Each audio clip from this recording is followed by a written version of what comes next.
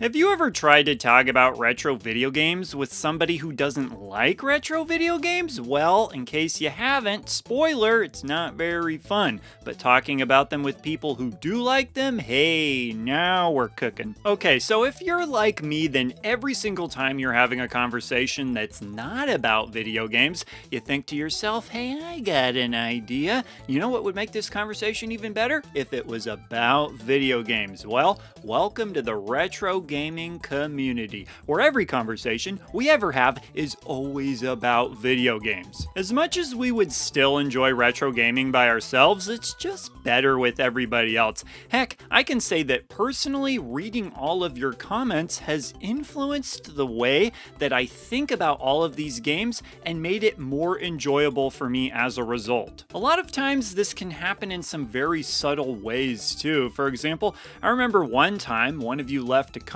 In fact, I know exactly which one of you left this comment. It was Good Vibe Collecting, a regular viewer of this channel, and what Good Vibe Collecting pointed out was just how really nice the Game Boy Color's screen is, especially compared to the Game Boys that came before it. And so now, every single time I use the Game Boy Color, I appreciate that screen just a little bit more because that comment is in the back of my head. Another example for you. So in one of my videos, I showed some Shinobi 3 gameplay footage. Now, I already know that Shinobi 3 is an awesome game, but a whole bunch of you commented about how cool you think that game is and that you were glad to see it show up in the video. And it made me think, you know what? Shinobi 3 really is just a special game, and it made me appreciate it even more. You all make this hobby more enjoyable for me, and I would hope that I can do the same for you, because what I really want for all of you more than anything is to just enjoy the hobby as much as you possibly can. And this is why I cover a lot of the topics that I do. There's a whole bunch of pitfalls that us gamers can fall into.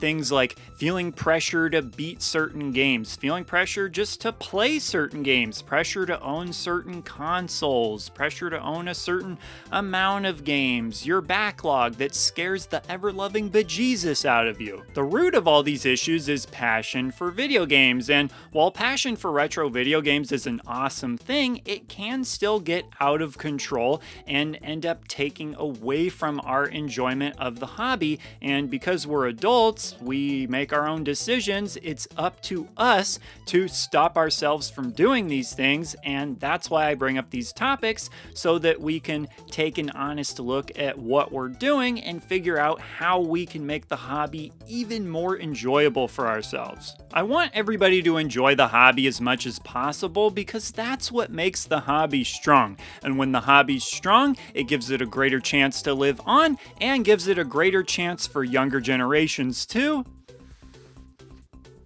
Now, maybe you don't care what happens once you're dead, but I think about it this way. If younger generations get into these older games, it feels like it sort of legitimizes what we're doing now. Like, we're not just prisoners of the moment where we're playing something because it's what we grew up with. No, it is objectively something really good that people should continue to keep playing. So we play it now, and then we can pass it on to the younger generations. It's the circle of life. Kids keep playing our old video games. But the thing is, having a strong retro gaming community not only creates a better chance for younger generations to care about this stuff, but it also creates some benefits for us too in the here and now. And perhaps one of the easiest examples to point to would be some of the products that have come out in more recent years that cater to retro gamers that didn't exist back in the day. And no, I'm not talking about a pack of mints where the outer shell looks like an NES controller. I'm talking about stuff like the Analog Interactive consoles, the RetroTink, the Mister, even the mini consoles. Not to mention the emulation scene. We're talking about people with a ton ton of passion for these older systems, putting in a lot of hard work to figure out how to get some of that emulation to work properly so we don't have to worry so much about how the heck we're going to play some of this stuff down the road. Not to mention the ways that it benefits us now. I mean, how the heck would I play Cadillacs and Dinosaurs without it? And what kind of life would I be living without Cadillacs and Dinosaurs? A life that would, well, still be good, but not as good as it could be. Another thing that I really like about having a strong retro gaming community is the wealth of resources online. And I'm not just talking about looking up help on how to get through a certain part in a game or cheat codes, stuff like that, although that is very cool. I'm talking about just digging through random message board posts where people compare all the different games in a particular series and say which ones are their favorites, or comparing one game to another game, or looking at all the different games in one genre on a particular console. I like just seeing what people think about all this stuff. In fact, I had kind of an interesting moment with this just the other week where I searched a very specific question about a game into Google and a result popped up of somebody asking the exact same question. And turns out the person who asked that question was me 7 years ago. But whether you run into yourself or somebody else, the retro gaming community pretty much always has your back.